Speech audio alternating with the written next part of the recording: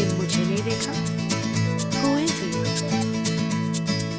আজকে আমি চলে এসেছি গড়বেতার বগরির সবথেকে বড় দোল মেলাতে। গড়বেতার বগরি যাওয়ার জন্য তোমরা যদি ট্রেনে করে যাও, ট্রেন থেকে নামার পরে স্টেশনের কাছেই তোমরা সব টোটো পেয়ে যাবে।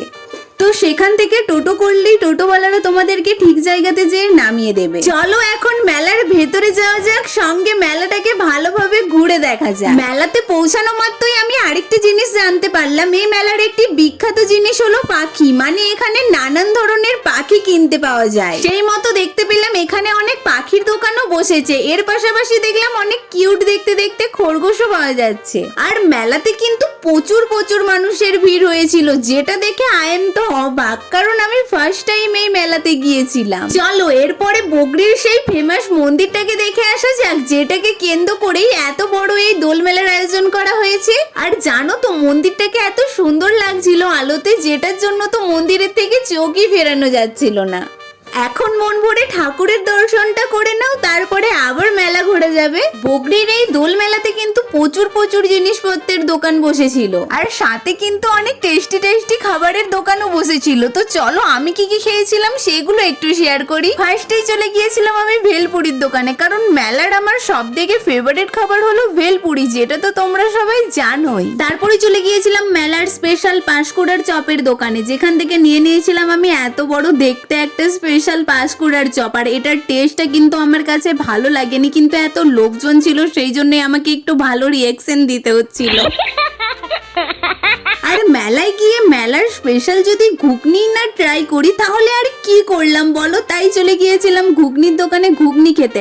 আর তোমরা একটু কমেন্টে জানাও তো তোমাদের মেলার খাবারের মধ্যে সব থেকে পছন্দের খাবার কোনটা। আর এত কিছু খাবার পরে পেটটা অনেক জাম হয়ে গিয়েছিল, সেই জন্য কোল্ড ড্রিঙ্কস খেয়ে একটু খাবারের জন্য পেটে জায়গা তৈরি করে নিলাম। আর হ্যাঁ আইসক্রিমটাও খেতে আমি ভুলিনি, সেটাও কিন্তু খেয়েছি। তারপরে চোখে পড়ে গিয়েছিল একটা নতুন ধরনের মিষ্টি, আর এটা দেখতে কিন্তু একদম খড়ি মাটির মতো ছিল। আর এটা কেমন ভাবে বানাচ্ছিল সেটার প্রসেসিংটাও আমি একটু দেখলাম। তারপরে কিছু আরো টেস্টি খাবার খাওয়ার জন্য চলে গিয়েছিলাম একটা দোকানে, আর সেখানে আমরা অর্ডার দিয়েছিলাম চিকেন পকোড়া, কিন্তু এটা কি পকোড়া দিয়েছিল সেটা তো আমি নিজেও বুঝতে পারছিলাম না। এই চিকেন পকোড়ার চিকেন গুলো কিন্তু ভেতর থেকে একদম কাঁচাই ছিল, আর খেতে কি আর বলবো, পুরো টাকাই নষ্ট হয়ে গেছে আমাদের সবার। আমরা তো কেউ একটুও খেতেই পারিনি এটাকে। মেলার এই দোকানটার নামটা ছিল জয় মা কালী রেস্টুরেন্ট, যেখানে গিয়ে আমাদের সবার মুডই একদম খারাপ হয়ে গিয়েছে। যাই হোক, মুড ঠিক করার জন্য আমরা চলে গিয়েছিলাম একটু মিষ্টি মুখ করতে, অর্থাৎ জিলাপির দোকানে। আর এই কথাটা তো বলাই হয়নি, মেলাতে কিন্তু প্রচুর রাইডও বসেছে। তো তোমরা কে এই মেলাতে গিয়েছো আমাকে কমেন্টে জানাও তো। আর না গিয়ে থাকলে জলদি চলে যাও, ভীষণ মজা আসবে। আর মেলাটা কিন্তু প্রচুর বড় একটা জায়গা জুড়ে বসেছে।